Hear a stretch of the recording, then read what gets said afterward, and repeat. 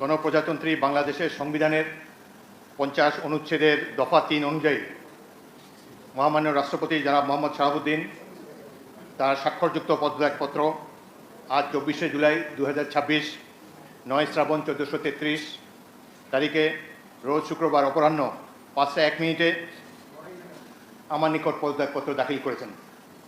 ফলশ্রুতিতে সংবিধানের 54 অনুচ্ছেদ অনুযায়ী আমি রাষ্ট্রপতির দায়িত্ব গ্রহণ করেছি।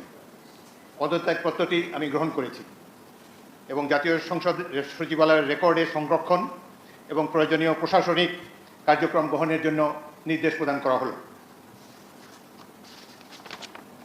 কেন তিনি পদত্যাগ করেছেন এটি নিশ্চয়ই জানার কৌতূহল আপনাদের মধ্যে রয়েছে।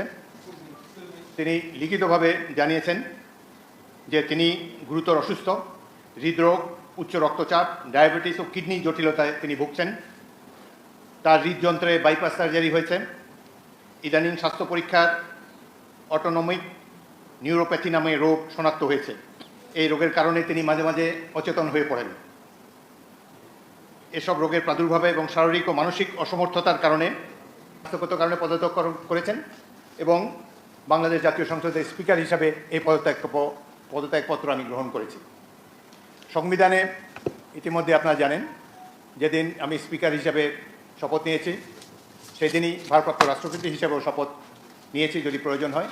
একইভাবে আমাদের ডেপুটি স্পিকার সাহেব তিনিও যখন ডেপুটি স্পিকার হিসেবে শপথ নেন, শপথের অংশে বর্ণিত থাকে যখন বলা হবে কোনো কারণে যখন স্পিকারের চেয়ার শূন্য থাকবে তখন ডেপুটি স্পিকারের পদের দায়িত্ব পালন করবেন।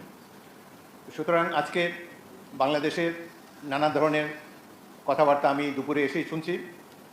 দেখা গেল যে এটি প্রকৃত, তিনি শারীরিক অসমর্থের কারণে পদত্যাগ করেছেন।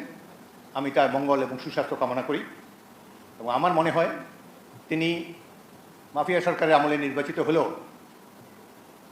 বর্তমানে জনগণের ভোটে যে সরকার নির্বাচিত হয়েছে তার প্রতি তিনি সমর্থন এবং শ্রদ্ধা প্রকাশ করেছেন সবসময়।